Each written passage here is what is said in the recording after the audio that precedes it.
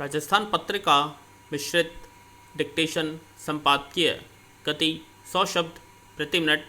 Be ready 3, 2, 1 start.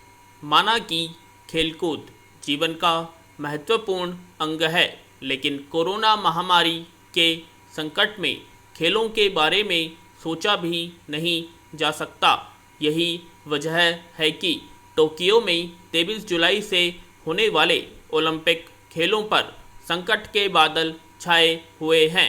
Japan में corona के अब तक भले ही 6.5 लाख मामले ही सामने आए हों, लेकिन दुनिया भर में हालात अभी ऐसे नहीं लगते कि ओलंपिक खेलों का आयोजन हो सके।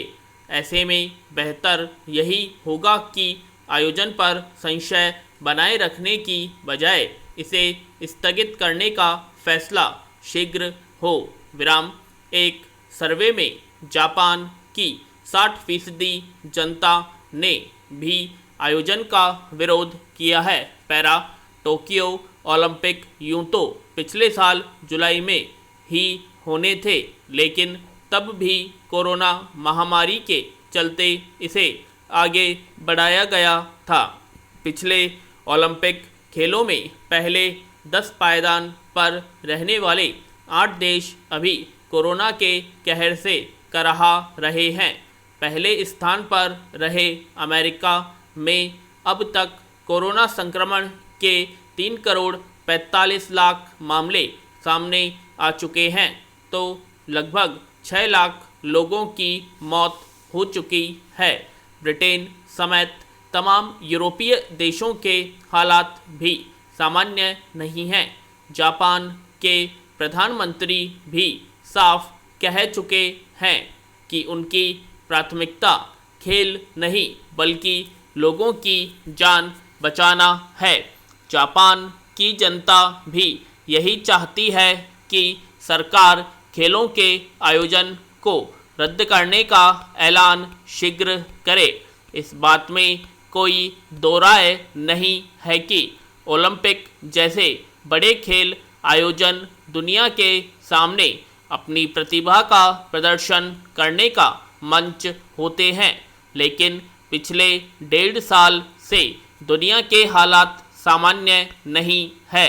लगभग 90 से अधिक देशों में कोरोना संक्रमण के 1 लाख से अधिक मामले सामने आ चुके हैं।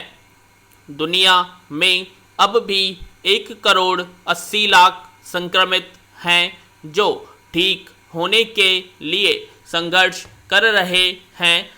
अंतर्राष्ट्रीय ओलंपिक समिति को चाहिए कि वह बिना देर करे इन खेलों को स्थगित अथवा रद्द करने का फैसला ले। पैरा। भारत में पिछले दिनों खेले गए IPL टूर्नामेंट में तमाम सतर्कता के बावजूद खिलाड़ी कोरोना की चपेट में आ गए थे। ऐसे खिलाड़ियों की सुरक्षा भी बड़ा सवाल है। हालात सामान्य होंगे तो खेलों के आयोजन पर फिर विचार किया जा सकता है। सवाल अगर दुनिया के सबसे दमदार खेल मुकाबलों का हो तो उसके लिए माहौल भी उसी तरह का होना चाहिए। ओलंपिक खेल किसी कुंभ मेले से कम नहीं होते, लेकिन ऐसे माहौल में क्या खिलाड़ी अपना श्रेष्ठ प्रदर्शन कर पाएंगे? खेलों के नाम पर सिर्फ औपचारिकता पूरी करने से कुछ साबित नहीं होगा। Para. Nagaur Ajmer range IGS Sengathir ने कहा कि कोविड गाइडलाइन पालना को लेकर किसी तरह की ढील बर्दाश्त नहीं की जाएगी। मंगलवार को नागौर में निरीक्षण के दौरान उन्होंने पुलिसकर्मियों से संवाद कर व्यवस्थाओं की जानकारी ली। IG ने गोगलाव में गणमान्य लोगों के साथ संवाद किया, लोगों की परेशानी पूछी, साथ ही पुलिस के व्यवहार पर भी सवाल जवाब किए। सेंगथिर ने कहा कि कोरोना महामारी के बीच लोगों को जागरूक होकर सरकार व प्रशासन की मदद करनी होगी। गोगिलाव में पुलिस अधिकारियों को संबंधित निर्देश जारी किए। उनके साथ SP Shweta Dhankhar, SP Rajesh Meena, CO Vinod Kumar cepa, CO Nitesh Jakhar भी थे। शाम को गांधी चौक, विजय वल्लभ चौराहे, मानासर समेत अन्य इलाकों में आईजी के साथ पुलिस टीम ने फ्लैग मार्च किया। इस दौरान पुलिस अधिकारियों को मौके की यथास्थिति का अवलोकन कर जरूरी निर्देश दिए। आईजी सेंगथिर मुंडवा, कुचेरा, मेड़ता सिटी होते हुए नागौर पहुंचे। नाकाबंदी के साथ थानों के अलावा पुलिसकर्मियों से बातचीत की। पैरा नई दिल्ली। कोरोना काल में भारतीय रेलवे दोहरे झटके झेल रही है। एक तरफ उसे भारी घाटा हो रहा है तो दूसरी तरफ उसके हजारों कर्मचारी कोरोना की चपेट में आ चुके हैं। इनमें से 1952 कर्मचारियों की मौत हो चुकी है। रेलवे बोर्ड के अध्यक्ष सुनीता शर्मा के मुताबिक रोजाना करीब 1000 कर्मचारी संक्रमित हो रहे हैं। रेलवे बोर्ड के अध्यक्ष का कहना है कि रेलवे किसी अन्य क्षेत्र से अलग नहीं है। हम भी कोरोना के मामले झेल रहे हैं। हम परिवहन का काम करते हैं, लोगों और सामान को लाते ले जाते हैं। हमारे अपने अस्पताल हैं। हमने अस्पतालों में बेड की संख्या बढ़ाई है। रेलवे अस्पतालों में ऑक्सीजन संयंत्र लगाए हैं।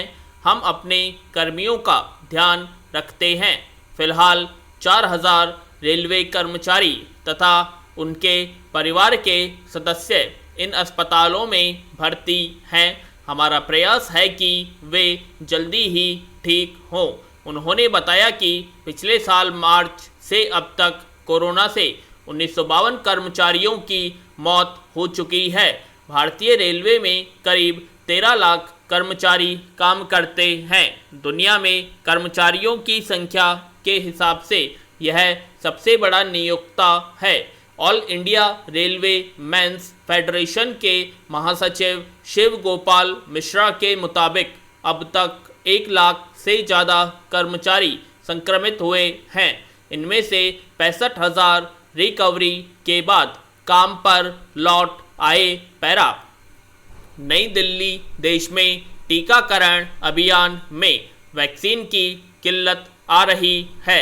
वैक्सीन निर्माता दोनों बड़ी कंपनियां सीरम और भारत बायोटेक ज़रूरत के मुताबिक टीकों की सप्लाई नहीं कर पा रही है।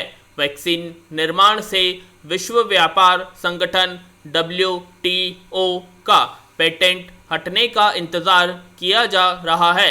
अमेरिका ने पेटेंट हटाने का समर्थन भी किया है, लेकिन बड़ा सवाल है कि स्वदेशी कोवैक्सीन फार्मूला हमारे पास होने के बावजूद टीकों की कमी क्यों?